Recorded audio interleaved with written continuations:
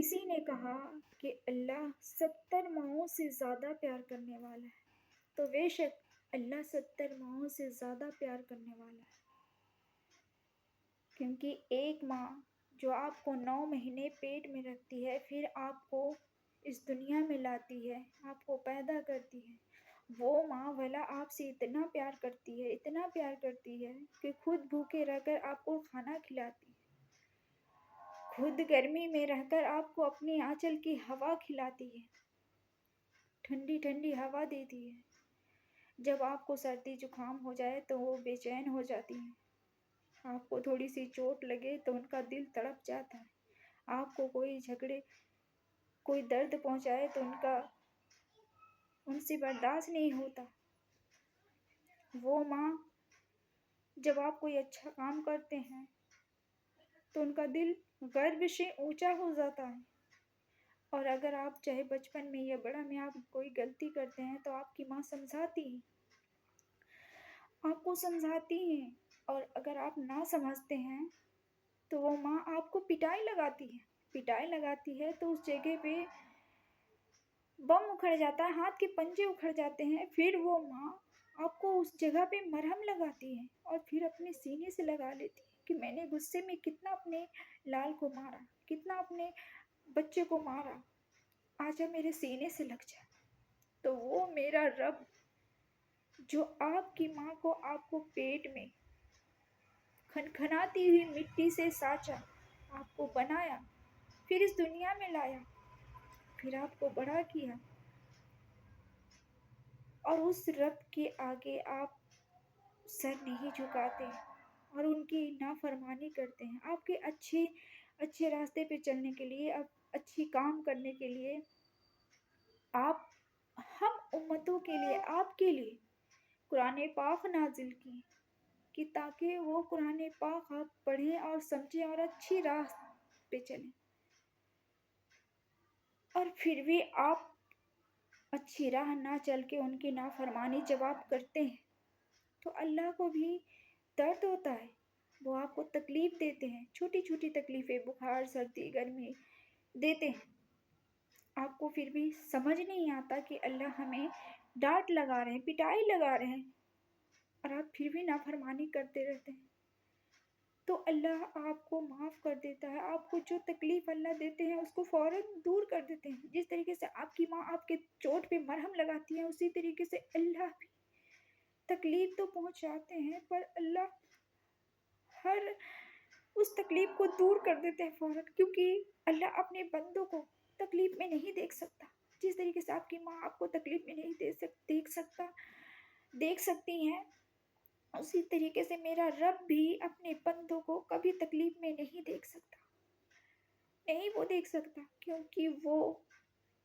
70 ماؤں سے زیادہ پیار کرتے ہیں۔ اس لیے ایک ماں جب آپ کو تکلیف نہیں دیکھ سکتی تو وہ میرا رب جو 70 ماہ سے زیادہ آپ کو پیار کرتے ہیں، وہ رب آپ کو تکلیف میں کیسے دیکھ سکتے ہیں، کیسے پریشانیاں میں دیکھ سکتے ہیں۔ کسی نے کہا، کچھ لوگ کہتے ہیں کہ اللہ ناراض ہوتے ہیں تو نماز کی توفیق چھین لیتے ہیں، تو یہ غلط ہے۔ اللہ کبھی نماز کی توفیق نہیں چھینتے، کبھی نہیں چھینتے، کیونکہ آپ خود راستے سے بھٹک چکے ہیں،